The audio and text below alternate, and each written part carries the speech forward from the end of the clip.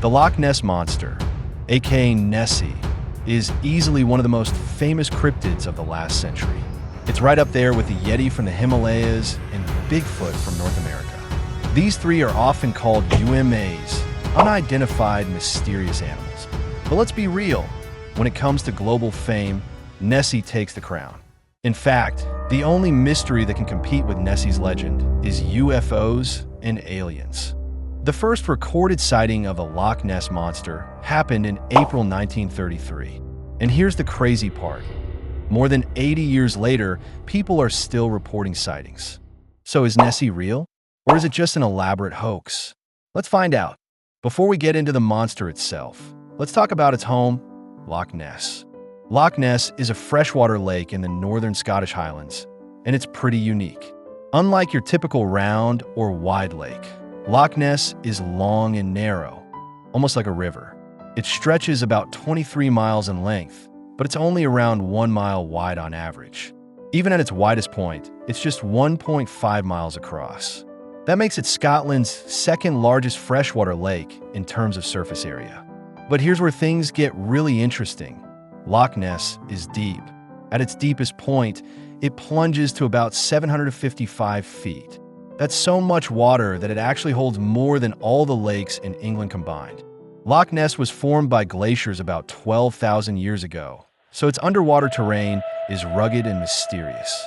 There are caves and hidden channels beneath the surface, and no one really knows where they lead. On top of that, the surrounding soil has a lot of peat, which makes the water super murky. Visibility is terrible, making it the perfect place for something or someone to hide. One of the earliest accounts comes from the 7th century in an old British text called The Life of St. Columba. It tells a chilling story about a swimmer who was attacked and killed by a hairy water beast in Loch Ness. But the modern legend of Nessie really took off in 1933. On April 15, 1933, a woman named Aldi McKay was driving along the 82 highway when she spotted something huge in Loch Ness. She described seeing a massive, black, whale-like creature rise up from the water, rolling and splashing around for almost a full minute. She estimated it was around 20 feet long, definitely not your average fish. A small local newspaper reported her story, but since the area wasn't very populated, it didn't get much attention at first.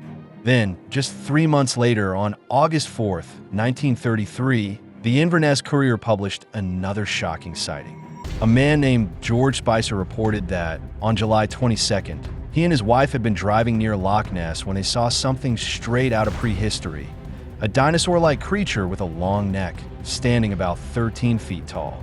And here's the craziest part. It wasn't in the water, it was on land.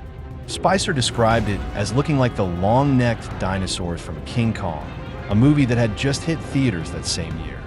Just 2 months later, on November 12, 1933, a man named Hugh Gray took what is believed to be the first ever photograph of the Loch Ness Monster. This was huge. Finally, there was visual evidence. But there was a problem.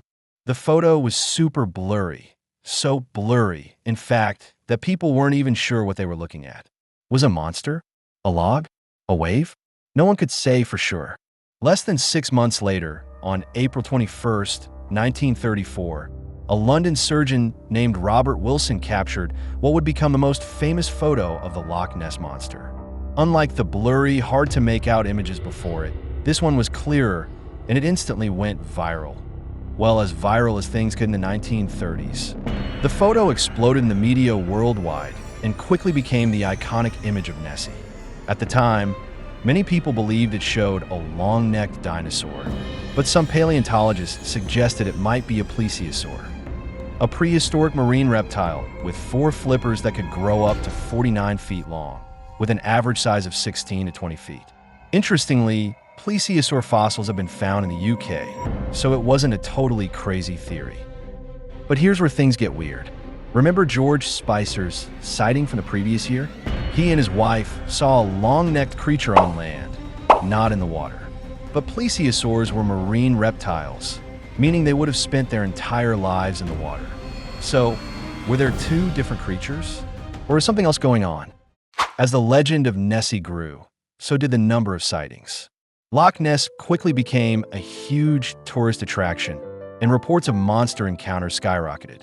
But at the same time, people started questioning the authenticity of Wilson's famous photo. For one, skeptics analyzed the waves in the image and concluded that the creature was actually much smaller than it seemed, probably just a small object floating on the water. And then there was the issue with the plesiosaur theory. Experts pointed out that plesiosaur fossils show their necks were rigid, meaning they couldn't lift their heads up at a 90-degree angle like the creature in the photo. While a brachiosaurus-like dinosaur could lift its neck, it didn't live in the water, which made many people doubt the authenticity of the photo. Fast forward 60 years, and in 1994, a man named Christian Sperling, one of the people involved in taking the famous photo, finally admitted to the media that it was a hoax. Yep, the legendary image was actually staged using a toy model. But here's the interesting part. Despite the photo being fake, many people still believe something strange was lurking in Loch Ness. After all, what about Aldi McKay's sighting? Or the Spicers encounter? The photo might have been a hoax, but the mystery of Loch Ness was already bigger than just one picture. After that, the Loch Ness Monster blew up into the world's most famous water creature legend. Suddenly, toys, merchandise, cartoons, anything you can think of started popping up everywhere. Sightings went wild too. Locals and boaters swore they'd spotted something huge in the water, and some even caught it on camera. Like back in July 1955, when Frank snapped a photo by the lake claiming it was the monster. Then in May 1960, Pete got a nighttime shot of something massive. In 1975, an underwater camera caught a weird long-necked shape. And in 1977, Anthony Shields took the first color photo of Nessie, though a lot of folks called it fake. With so many reports, the Loch Ness Monster research team went all out in 1987. They sent over 20 boats to sweep the whole lake with sonar. But guess what? They found nothing. No giant creatures, no monsters, zilch. By the 90s, video footage started showing up, blurry clips of something swimming in the distance.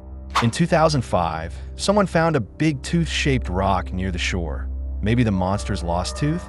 And in 2012 and 2020, more shaky videos popped up. These days, there's even an official Nessie watch group. They've set up cameras around the lake and stream it live on YouTube. Sometimes you'll see a weird blip moving in the water, but it's always super pixelated. The lake's just too dang long, and setting up tech out there? Forget about it. Power and internet are a nightmare. Oh, and get this. Over 4,000 people swear they've seen Nessie. Stories vary, but most agree it's grayish-black, with a long neck and a body the size of a school bus, 13 to 20 feet. But here's the kicker. Nobody's ever seen the whole thing. Just glimpses of a back, a head, or a shadow. So, could a giant creature actually live in Loch Ness? Let's break it down. Sure, the lake's huge and crazy deep, but here's the catch. There's barely any fish in there. If Nessie were some kind of dinosaur, it'd need tons of food. Scientists ran the numbers. This lake could maybe support 2 creatures the size of a regular crocodile, about 1 ton each. But eyewitnesses swear Nessie's 13 to 20 feet long and weighs over 5 tons. Do the math. The lake's fish supply couldn't even keep one alive. Plus, to keep a species going, you need at least 20 animals. But in Loch Ness, with that tiny snack bar, no way. Back in June 2018, geneticist Neil Gemmell from New Zealand's University of Otago tested the lake's water for environmental DNA. They found zilch from unknown reptiles, sharks, seals, or monsters. But they did find tons of eel DNA. So now some think Nessie might just be a giant eel. Regular eels in the area can grow over 13 feet, but 20 feet? That's pushing it. Right now, Loch Ness tourism is a huge moneymaker. Every year, tons of visitors hop on boat tours hoping to spot the monster themselves. But not a single person has ever seen it on a guided tour. There's even a Loch Ness Monster museum right on the shore where you can check out the evidence like blurry photos and old sonar scans. After the Loch Ness Monster became famous, similar creatures started popping up all over the world. On February 2nd, 2012, An Icelandic photographer named Johannes Air Arneson spotted something snake-like in Lagerfjöll Lake and snapped a picture. This lake had legends about a long worm monster dating back to the 14th century, so people went crazy thinking this might be the real deal. Then in 2014, British photographer Ellie Williams captured a Nessie-like shape while shooting landscapes at Lake Windermere in Scotland, just 150 miles from Loch Ness. Locals said they'd seen it 3 times before in 2006, 2009, and 2011, making this the 4th sighting. They even gave it a nickname, Bonessie, after the nearby town. Once that photo went viral, Bonessie became a local celebrity, slapped on cartoons, souvenirs, and coffee mugs. Some folks claimed the Loch Ness Monster might have traveled through underwater tunnels to this new lake. Wait, if these lakes are secretly connected, maybe the not enough food problem isn't such a big deal after all. Could monsters actually exist then? But the wildest Nessie-related story happened on April 25th, 1977. A Japanese fishing boat called the Zuio Maru hauled up a rotting 33-foot-long carcass off New Zealand. With its 5-foot neck and dinosaur-like look, they called it New Nessie. The crew said it smelled like death itself, way worse than normal dead fish, so they dumped it back into the ocean after just 1 hour.